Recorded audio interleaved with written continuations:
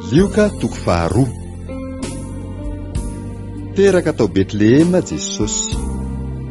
Lioka toko faharoa andininy voalohany ka hatramin'ny fahafito.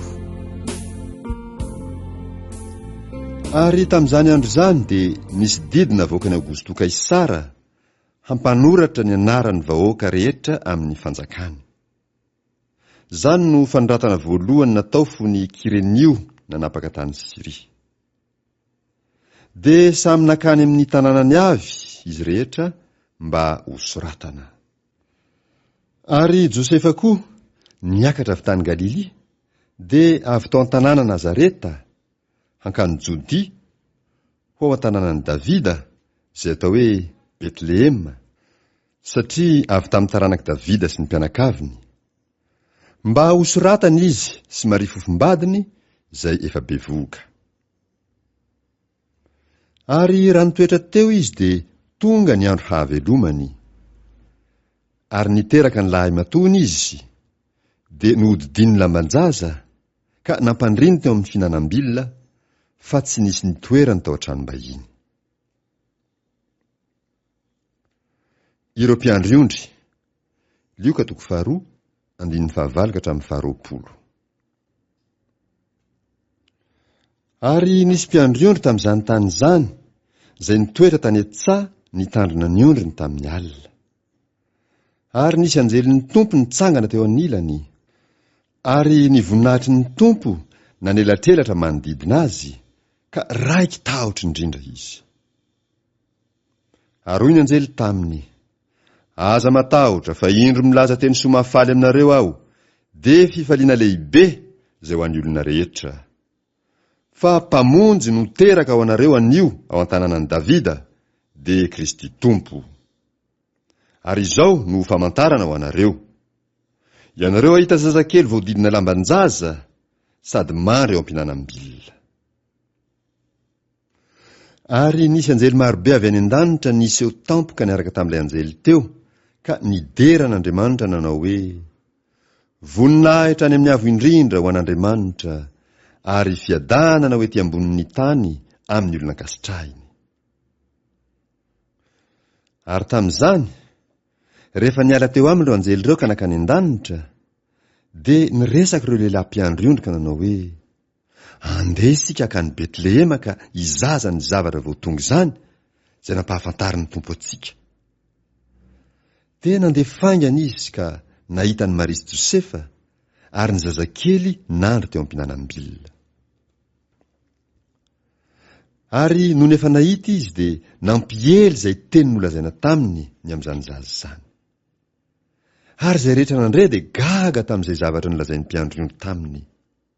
Fa Maria kosa nitadidy izany teny rehetra izany ka nieritreritra azy tao am-pony. Ary ny mpiandriondry niverina nankalaza sy nideran'Andriamanitra noho ny zavatra rehetra izay reny sy hitany araka izay nolazaina taminy. Famorana. Jesosy natolotra ho an'Andriamanitra tao an-tempoly. Lioka toko faharoa andininy faha 1:20 ka hatramin'ny faha 20:30.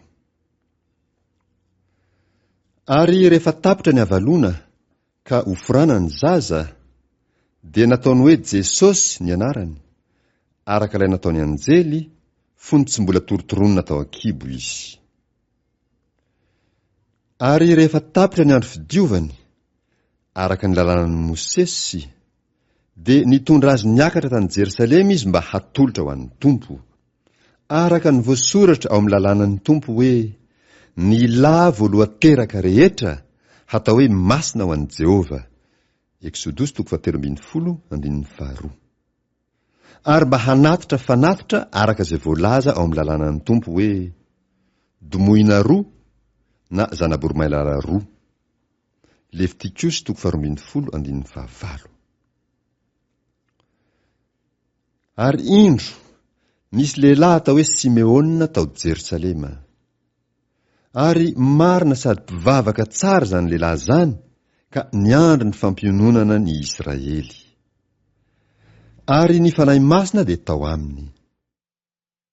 Ary efa nambara ny fanahy masina taminy fa tsy ahita fahafatesana izy mandra-pahitany ny Kristy ny Tompo. Ary nentin'ny fanahy masina niditra tao kianjan'ny tempoly izy. Ary rehefa nampidirin'ny ray aman-dreniny Jesosy zaza mba hanaovany araka ny fomba ny lalànany amin'ny zaza, dia nitrotro azy izy ka nideran'Andriamanitra nanao hoe: Tompo ô, ankehitriny ny mpanomponao dia alefanao amin'ny fiadanana araka ny teninao. Fa ny masoko efa nahita ny famonjenao izay namboarinao teo anatrehan'ny firenena rehetra, dia fahazavana hahazava ny firenena sady voninahitry ny Israely olonao. Dia gaga ny ray aman-dreniny no niteny nilazana azy. Ary Simeona nitsodrano azy ireo ka nanao tamin'ny Maria renin'ny zaza hoe: Indro, ity zaza ity no voatendro ny fandavona sy ho fananganana ny maro ao amin'ny Israely, ary ho famantarana ho lavina, ary ny fanahinao aza dia ho tsatohana sabatra, mba haseho ny hevitry ny fo maro. Ary nisy mpaminany vavy anankiray, dia Ana, zanaka vavy ny Fanuela, avy tamin'ny fireneny Asera. Efa antom-panahy tokoa izy, ary efa nitoetra tamin'ny vadiny 7 taona taorianany nahavirjinina azy, ary efa mpitondra tena tokony ho 420 taona.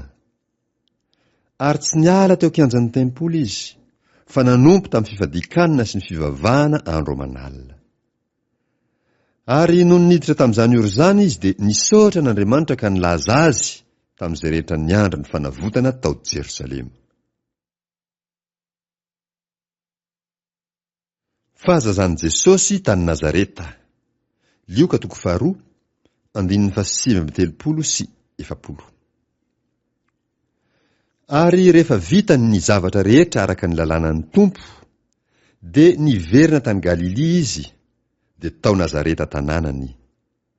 Ary ny zaza dia nitombo ka niahery sady feno fahendrena, ary ny fahasoavan'Andriamanitra no tao aminy.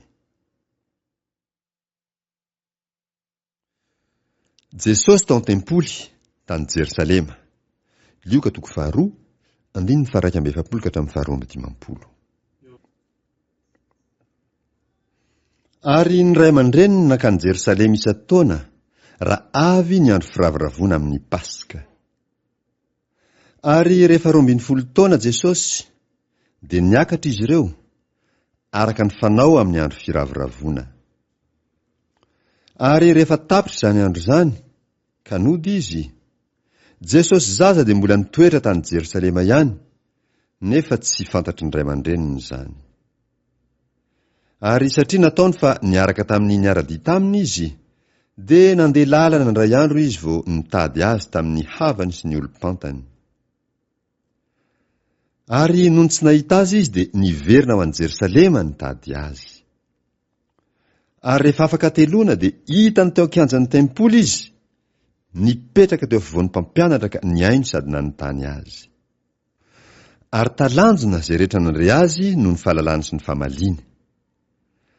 Ary raha nahita azy izy dia talanjona ka hoy ny reniny taminy: Anaka, nahoana nanao toy izany taminay ianao? Izato alahelo ny rainao sy izaho nitady ianao. Fa hoy izy taminy: nahoana no mitady ahy ianareo? Tsy fantatrareo va fa tsy maintsy ho eto an-tranony raiko aho? Nefa tsy azon'ireo ny teny izay nolazainy taminy. Ary niara-nidina taminy nankany Nazareta izy ka nanoa azy. Ary ny reniny nitahiry izany teny rehetra izany tao am-pony. Ary Jesosy nitombo saina sy tena, sady nandroso fitita amin'Andriamanitra sy ny olona.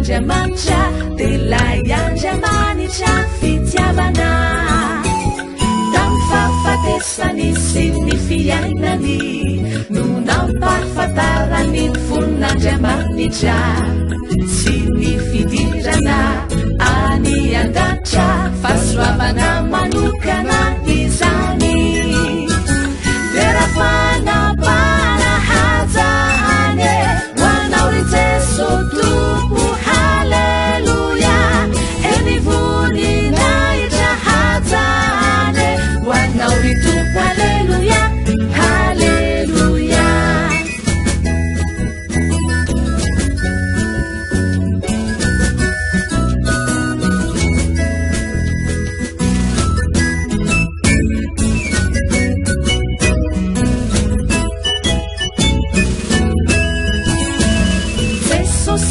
vorrei surreni haza ni olomo avidireno mihiranao mandritry fotona rehetrahany aorina any hengranezahay zay vavonjeny ratra aminao sy nositrany ny fanorotoronanao